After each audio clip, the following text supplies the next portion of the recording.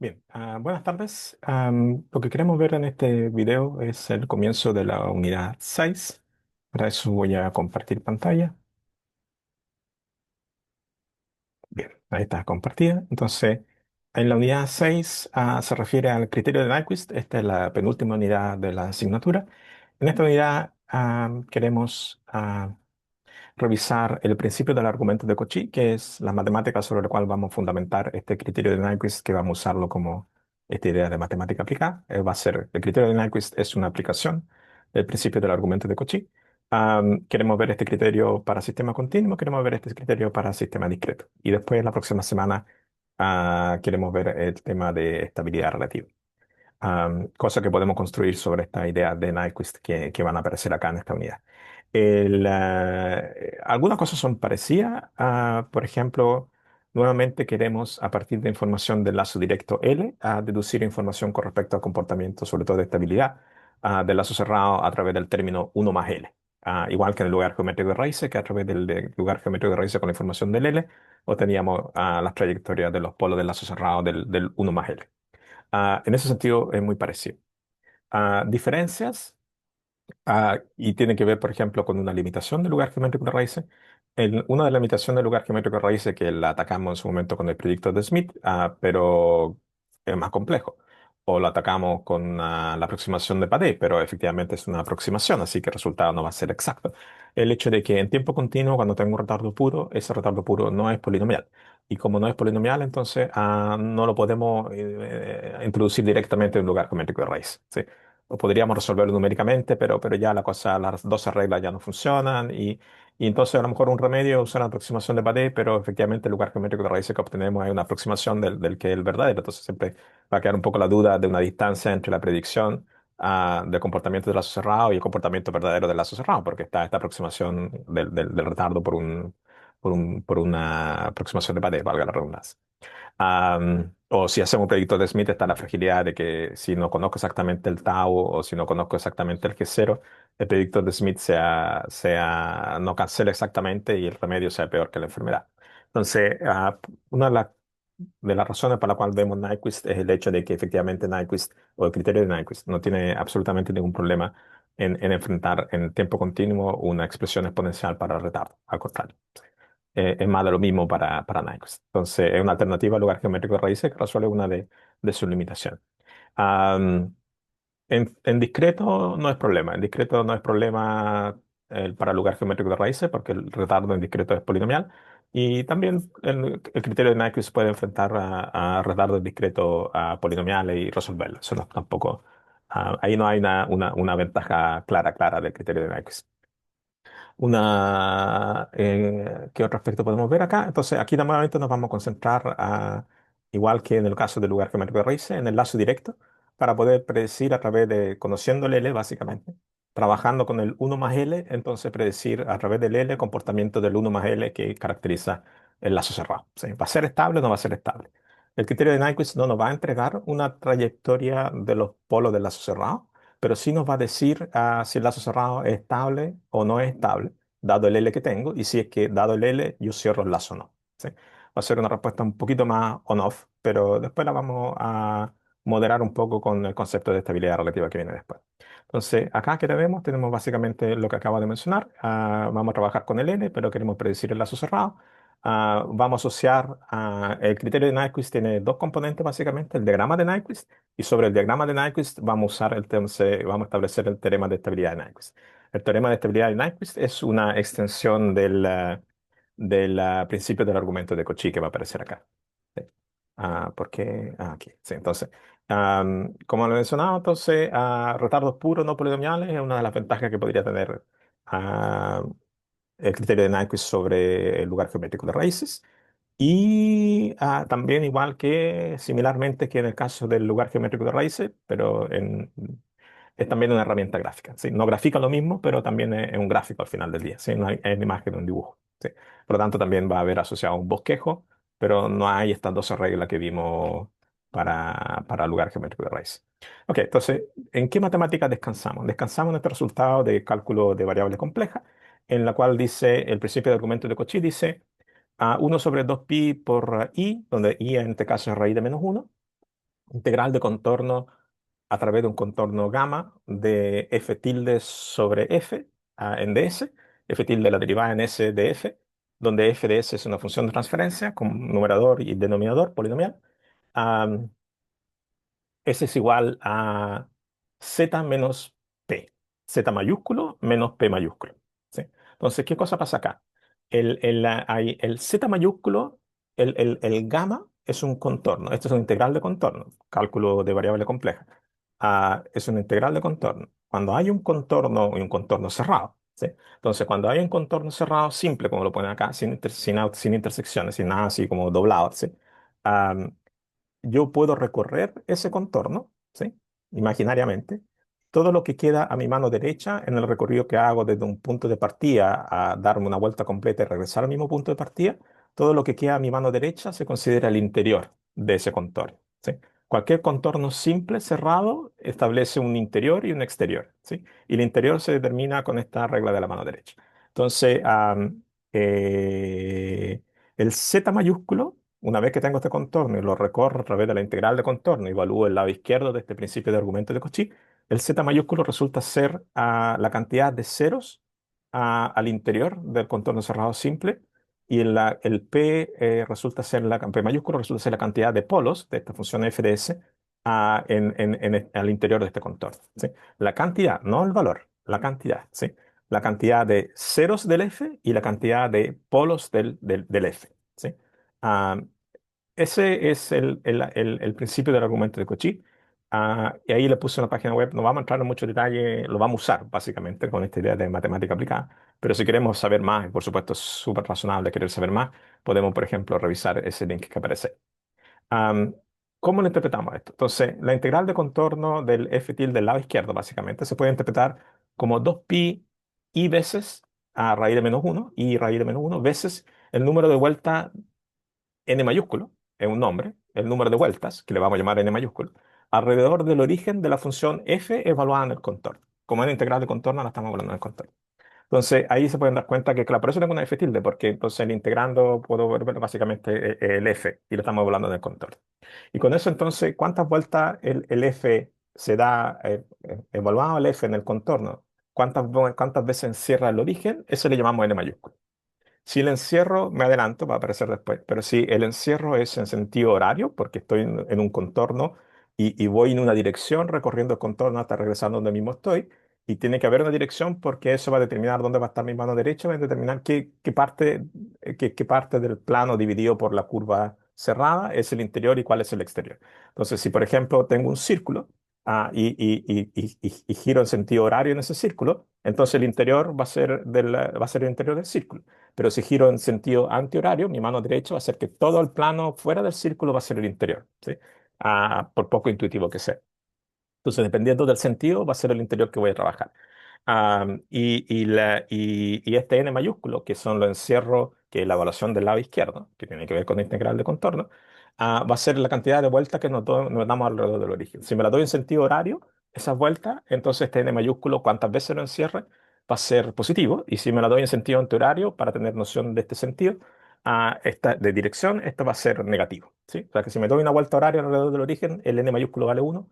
Si me doy una vuelta antihoraria en el origen, entonces, incluyendo el origen adentro en el interior, entonces, perdón, alrededor del origen nomás, entonces el n mayúsculo vale menos uno. Ok. ¿Qué pasa ahora? Este es el principio del argumento de Cauchy, pero ¿cómo, siendo eso matemática, cómo lo aplicamos? Lo aplicamos eligiendo el f, ninguna gran sorpresa, como uno más L, ¿sí? Uno más L, ¿por qué lo elegimos uno más L? Porque uno más L es lo que está en común en la parte de abajo de toda la función de transferencia que podamos asociar al lazo cerrado, ¿sí? Entre el Y y el R tenemos L sobre uno más L. Entre la señal de error y el R tenemos uno sobre uno más L. Entre una perturbación de salida y la salida tenemos uno sobre uno más L. Entonces, dependiendo de cualquier señal exógena con respecto a cualquier señal interna, van a haber distintas relaciones, pero todas van a compartir abajo el uno más L. Entonces, el uno más L abajo caracteriza el lazo cerrado. Por eso elegimos el F como uno más L, porque eso me va a decir cosas del lazo cerrado. Y efectivamente, si me fijo, el uno más L, el L es una función de transferencia. El L tiene el lazo directo, tiene un numerador y tiene un denominador. Si yo junto el uno más L como numerador y denominador, me pregunto, ¿qué polinomio me quedó arriba? ¿Qué polinomio me quedó abajo? Entonces, junto ahí, divido el L como numerador sobre denominador, lo vuelvo a juntar, me queda el denominador de L abajo, y arriba me queda el numerador de L más el denominador de L. Si yo elijo F igual a uno más L, el numerador de ese F en particular es numerador de L más denominador de L. Y el numerador de L más el denominador de L es el polinomio característico, es el denominador del lazo cerrado. Las soluciones de esta parte de acá, las soluciones de este polinomio, me dicen dónde están los polos del lazo cerrado. ¿Sí? Y si yo elijo este F, si yo elijo el F de esta manera, el principio del argumento de Cauchy me dice Z mayúsculo son los ceros del F al interior del contorno. Los ceros del F, si yo elijo el F de esta manera, van a corresponder a las soluciones del polinomio que tiene en el numerador el F. Y en este caso, el polinomio que tiene el numerador del F, si lo elijo como uno más L, es el polinomio característico del lazo cerrado. O sea que los ceros del uno más L son los polos del lazo cerrado. O sea que el Z mayúsculo va a indicar los polos del lazo cerrado al interior del contorno. ¿Ok? Hay que usarlo todavía, falta un poco más de información. Hay que elegir el gamma todavía. Mientras que en el denominador del F vamos a tener el denominador del L, van a coincidir. Ah, y por lo tanto, este P mayúsculo que está acá, este P mayúsculo que está acá, van a ser los polos del F. Elegimos el F de esta manera.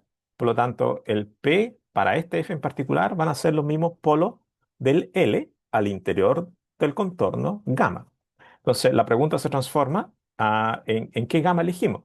Y la respuesta es, el gamma que vamos a elegir va a ser uno que encierre el semiplano derecho. ¿Sí? Yo quiero tener aviso de que hay algo que no se está portando bien. ¿Y en dónde no se portan bien las cosas? En el semiplano derecho. Entonces voy a buscar un contorno que encierre en su interior, que contenga en su interior el semiplano derecho. Ah, lo vamos a graficar de esta manera, lo vamos a tratar de presentar acá. Entonces, nuevamente, parecido que al caso del lugar geométrico de raíces, nosotros vamos a trabajar en el plano complejo, ¿sí? Así que aquí voy a tener el eje real, aquí voy a tener el eje imaginario. Y lo que va a pasar entonces es que la zona que se porta mal es el semiplano derecho, ¿sí? Entonces, si yo quiero evaluar a el z como los polos, o mejor dicho, z como a la cantidad de polos, el número de polos de f, en este caso uno más L, en el semiplano derecho. Entonces, y también el P mayúsculo como la cantidad de polos de F igual a uno más L en el semiplano derecho, tengo que darme un gamma, pregunta, tengo que darme un gamma que me encierre el lado derecho, que contenga como interior el lado derecho. Entonces, la respuesta es recorrer el eje imaginario y después darse una vuelta con un radio infinito. ¿Y recorrerlo en qué sentido? ¿En qué dirección? ¿Sí? Recorrerlo en esta dirección que estamos marcando acá, ¿sí? Hacia arriba y después hacia allá, ¿sí? ¿Por qué? Porque si sigo este camino en este sentido horario, entonces tengo mi mano derecha y mi mano derecha, si lo recorro imaginariamente, esta línea azul, este semicírculo azul, entonces el interior va a ser el semiplano derecho, ¿sí? Entonces, si elijo esto como gamma, si este es mi gamma, entonces voy a asegurar que el interior de ese gamma es la zona de que yo quiero testear, el semiplano derecho. ¿Sí? Y por lo tanto, efectivamente, aplicando siempre se me olvida, aplicando el principio del argumento de Cauchy, entonces voy a poder decir que el Z mayúsculo va a ser la cantidad de polos la cantidad de ceros del F en el semiplano derecho, el P mayúsculo va a ser la cantidad de polos del F en el lado derecho y hago que el F sea igual a uno más L, por lo tanto la predicción va a ser el Z mayúsculo van a ser la cantidad de polos del lazo cerrado, que van a ser los ceros del uno más L, y el P mayúsculo van a ser la cantidad de polos en el semiplano derecho del F, que van a coincidir con ser los polos en el semiplano derecho, la cantidad de polos en el semiplano derecho del lazo directo. ¿Sí? Muy bien, muy bien. Entonces, el resultado de eso, eligiendo ese camino, aquí pasan un par de cosas. Vamos por este lado. La primera cosa que va a pasar, entonces tú dices el n, o lo vamos a hacer en negro. El n se asocia a la cantidad de vueltas que nos damos alrededor del origen, ¿sí? Para el f. El n para el f son vueltas alrededor del origen, ¿sí? Pero yo voy a aplicar este gamma y este gamma yo lo quiero evaluar para, para, para uno más L, ¿sí? Entonces, si mi F va a ser a uno más L, entonces si yo estudio para L en vez que para F, entonces en las vueltas, el N van a ser las vueltas, el mismo N, ¿sí? Van a ser las vueltas alrededor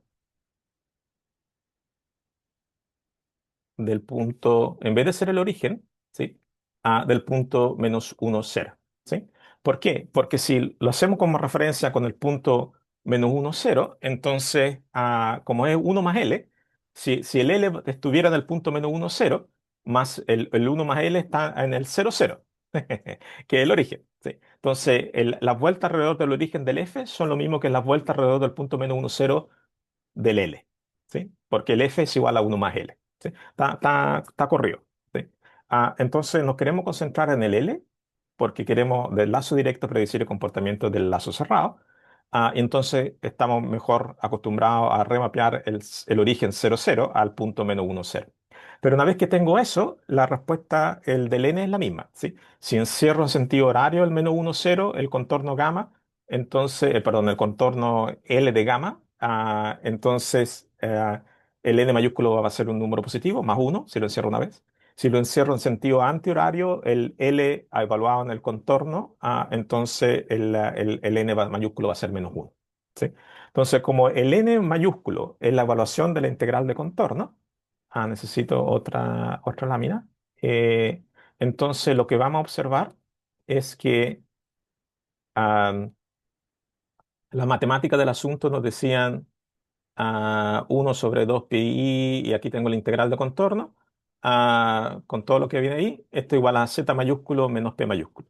Pero la integral de contorno es el n, ¿sí? Entonces, aquí aparece básicamente el teorema de estabilidad de Nyquist que dice n mayúsculo igual a z menos p, ¿sí? Ok, n mayúsculo igual a z menos p. Entonces, ¿cómo uso yo esta cosa? El asunto es el siguiente. Yo parto con un L, ¿sí? Si yo parto con un L, una propuesta de lazo directo, y la pregunta de análisis es, ¿será este L en lazo cerrado estable? Entonces, del L yo puedo obtener el P mayúsculo, ¿sí? Porque el P mayúsculo es el denominador del F, que sí coincide cuando el F es igual a uno más L, con ser el denominador del L. Y si yo elijo este contorno gamma que encierra el semiplano derecho, el P mayúsculo va a decir cuántos polos, cuántos, no dónde, sino cuántos polos del L hay en el lado derecho. Y yo parto con un L, así que miro el L y veo cuántos polos tiene en el lado derecho, ¿sí? Así que el primer paso es identificar cuánto vale P mayúsculo y eso lo puedo hacer porque parto con un L conocido, ¿sí? El segundo paso es generar el diagrama de Nyquist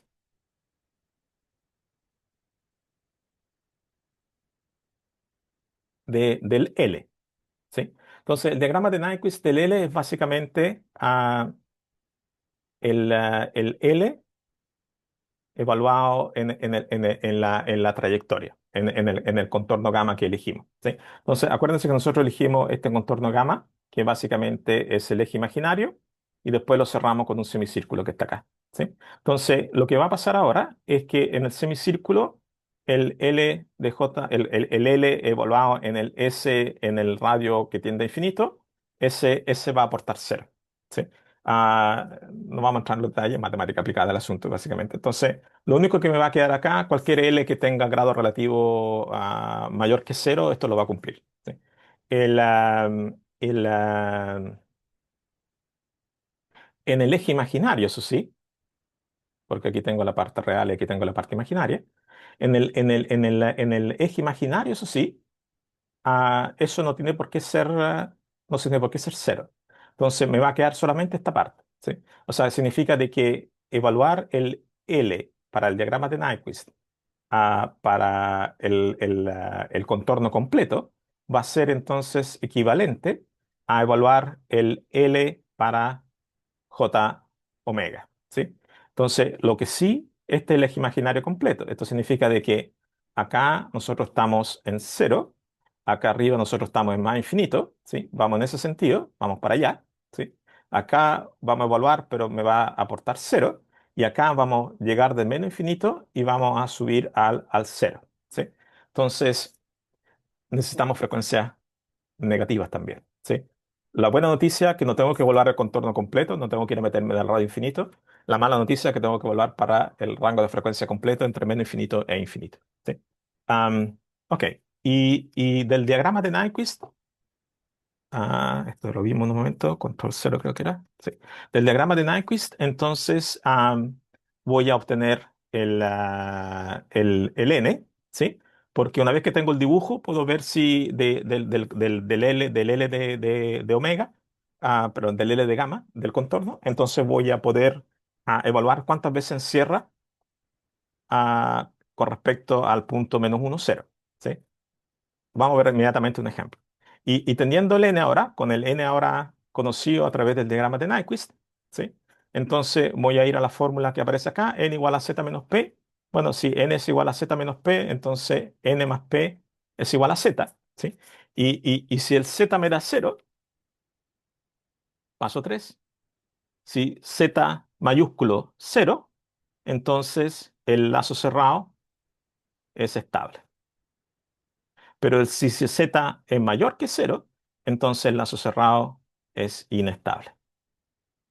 Porque el z mayúsculo es la cantidad de cero del f, elegimos el f como 1 más l, y los ceros de 1 más l son las soluciones del polinomio característico del lazo cerrado. Con que el z mayúsculo no sea cero, el lazo cerrado va a ser inestable. Así lo vamos a usar. Veamos un ejemplo para que idealmente la cosa se aclare un poquito más, ¿sí? Este mismo ejemplo este mismo ejemplo que vamos a hacer ahora está en el apunte, pero lo vamos a desarrollar acá. Y lo mismo de siempre, lo vamos a desarrollar y lo vamos a confirmar con MATLAB y después lo vamos a mostrar en el apunte para que tengamos un par de oportunidades de recorrerlo. Entonces, me proponen ese LDS, ¿sí? Este es tu lazo directo, ¿sí? Ahora vamos a hacer trampa porque este lazo directo es tan simplecito que en realidad yo puedo obviar cualquier cosa y decir, bueno, te puedo calcular cuánto es el lazo cerrado. El lazo cerrado es L sobre 1 más L, ¿sí? Ahí lo puse. Entonces, este va a ser, a nadie le gusta las fracciones de fracciones, esta va a ser S más 2. La respuesta tiene que ser, usa la herramienta que tú quieras, pero la respuesta es una sola correcta y es que el lazo cerrado va a ser estable, ¿sí?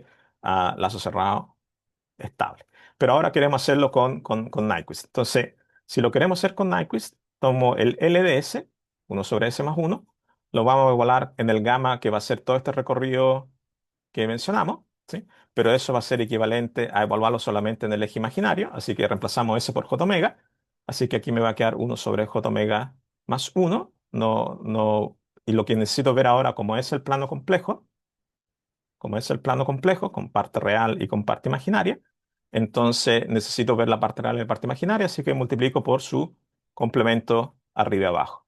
Con eso voy a poder ver entonces que la parte real va a ser 1 sobre 1 más omega al cuadrado y la parte imaginaria va a ser menos omega sobre 1 más omega al cuadrado.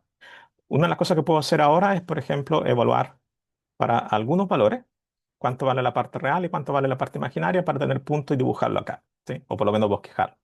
Si volumen omega igual a cero, me va a quedar que la parte real vale uno y que la parte imaginaria vale cero. Cosa de reemplazar el valor de omega en las expresiones que tengo aquí, identificada aquí. Entonces, si evalúo en 0,1, aquí me va a quedar básicamente 1 sobre 1 más, perdón, en 0,1, quería evaluar en 1. Bueno, puedo evaluar en 0,1 también, pero puedo evaluar en 1 mejor. No era eso lo que quería. Sí, eso sí. Quiero evaluar en omega igual a 1, entonces me va a quedar un medio y aquí me va a quedar menos un medio.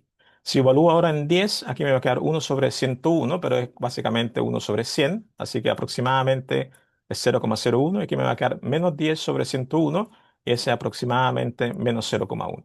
Si lo evalúo en infinito, entonces este me va a quedar cero y este me va a quedar infinito, pero aquí tengo un infinito al cuadrado, así que va a ganar el denominador, va a ser cero. Entonces, bosquejado a escala, parto acá, ahí estoy en omega igual a cero, estoy en uno parte real, cero parte imaginaria. Después, si ese es uno, aquí estamos como menos en la mitad, así que por ahí más o menos estamos para omega igual a uno, ¿sí? En un medio y menos un medio en la parte imaginaria, para abajo, en los números negativos.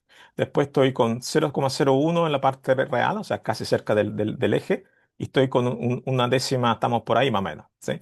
Ese es para omega igual a 10. Y estamos en el origen con omega igual a infinito, ¿sí?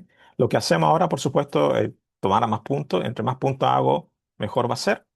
Interpolo estos puntos, ¿sí? Y puedo entonces, como partir en omega igual a cero, ¿sí? Estamos recorriendo en ese sentido hacia arriba, ¿sí? Estamos recorriendo el eje imaginario. Entonces, tengo esa conexión y tengo esa dirección, ¿sí? Pero yo recorrí la mitad del eje imaginario, a partir de cero y llegué hasta más infinito. Ahora me subo al radio infinito que no me va a aportar nada. El radio infinito me va a dejar en menos infinito y me falta recorrer la parte para omega negativo. Tengo que volver a hacerlo, tengo que evaluar para omega menos uno, menos 10 y menos infinito. Bueno, una de las gracias de este dibujo es que una vez que lo hice para omega igual a omega positivo, entonces puedo llegar y reflejar en el eje real y ese va a ser inmediatamente con la misma direccionalidad, ¿sí? Va a ser el omega para omega negativo. ¿Sí? ¿Y por qué así? Porque aquí estoy en infinito, estoy acá arriba en omega igual a infinito, me subo al radio infinito que no me aporta nada y el radio infinito me deja en menos infinito. O sea que el punto en omega igual a infinito y el punto igual a omega igual a menos infinito están en el mismo lugar. ¿Sí? Entonces, donde terminé con omega igual a infinito, estoy partiendo con omega igual a menos infinito, hago reflejo par sobre el eje real y completo la curva. Ahora tengo el L de gamma. ¿Sí? Y si tengo el L de gamma, puedo ver que a este es el interior. Porque si me subo en esta curva con esa dirección, a mi mano derecha, el interior es lo que estoy marcando ahí en verde. ¿Sí? Ese es el interior porque estoy recorriendo el L de gamma en esa dirección. Y si voy a ver el punto menos uno cero, el punto menos uno cero está por ahí. ¿Sí? O sea, una vez que hice el diagrama, te puedo decir, primero, ¿qué te puedo decir? Lo dijimos, perdón, no lo hice, lo vamos a hacer ahora. El primer paso, el P vale cero, porque el L es uno sobre S más uno y tiene un polo en menos uno, pero menos uno está en el lado izquierdo, no está en el lado derecho. Y el P mayúsculo cuenta cuántos polos del L tú tienes en el lado derecho. No tengo ninguno para este ejemplo. Hice el diagrama de Nyquist. La pregunta ahora, ¿tienes el diagrama de Nyquist? Lo tengo ahí al frente. Es un bosquejo, pero ahí está. Entonces, ¿cuánto vale el N mayúsculo? Entonces, encierra esta curva. El punto menos uno cero. ¿Está al interior? No, no está al interior. Está afuera, está en el exterior. Por lo tanto, el N mayúsculo vale cero, porque no hay ningún encierro. ¿Sí? Entonces, el paso 3 dice, bueno, N mayúsculo igual a Z mayúsculo menos P. Por lo tanto, el análisis dice que el Z va a ser el N mayúsculo más el P mayúsculo. El N mayúsculo te dio cero, el P mayúsculo era cero, por lo tanto el Z mayúsculo es cero. Si el Z mayúsculo es cero, entonces por Nyquist ahora el lazo cerrado es estable. ¡Tará! ¿Sí?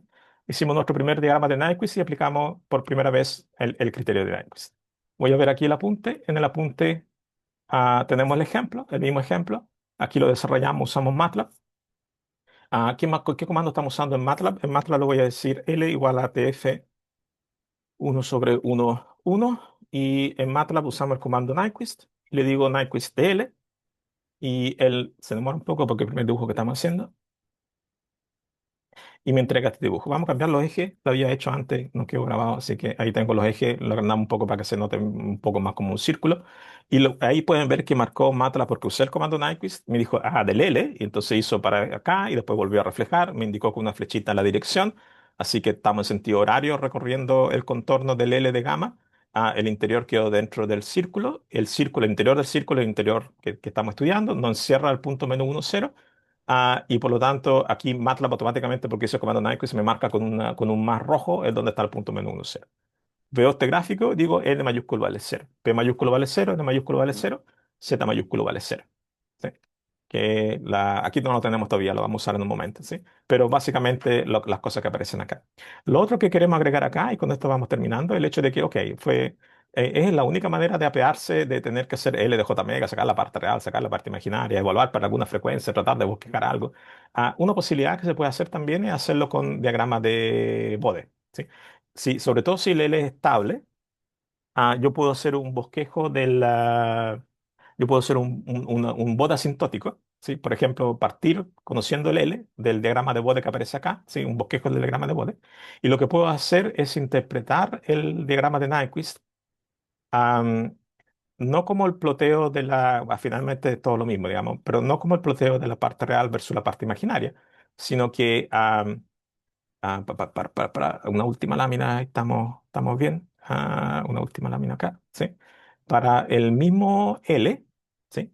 Para el mismo L, 1/S+1, yo podría decir, bueno, el bode hace eso en magnitud, hago mi bosquejo. La fase, aquí partimos en magnitud 1 y después bueno, aquí está esto está en decibeles. Así que aquí partimos 0 decibeles y después cae con menos 20 decibeles por década. Hago un bosquejo rápido y la fase parte en 0 grados y cuando llegamos más o menos a omega igual a 1, la fase tiene asíntota 0 grados y aquí tiene asíntota menos 90 grados, así que la fase va a ser algo así, ¿sí?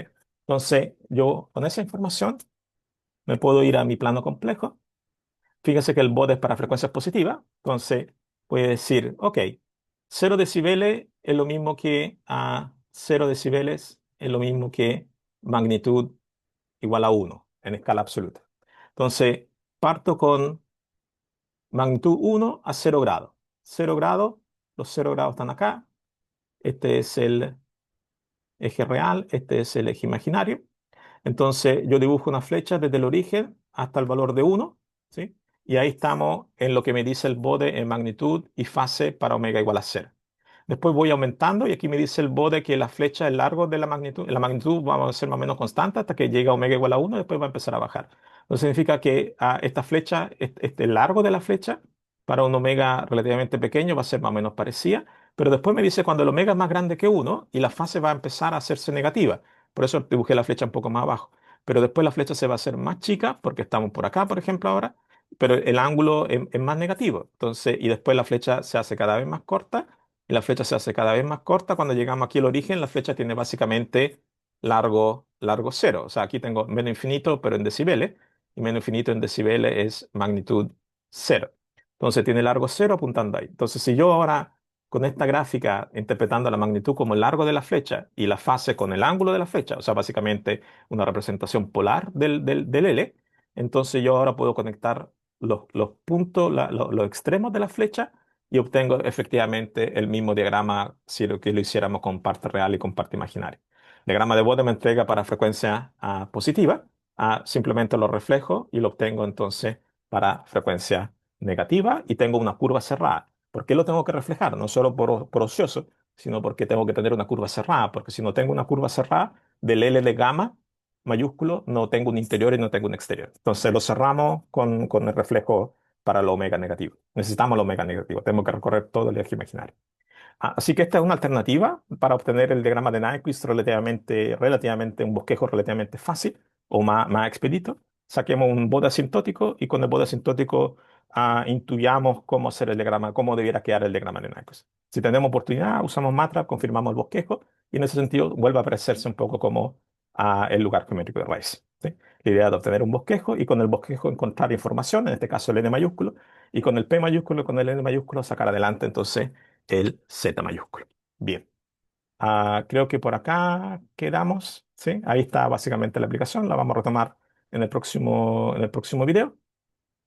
Y hasta aquí yo quería mostrarles inicialmente con respecto al criterio de Nyquist. Dejamos de compartir y dejamos de grabar. Esté muy bien. Nos estaremos viendo prontamente. Hasta luego.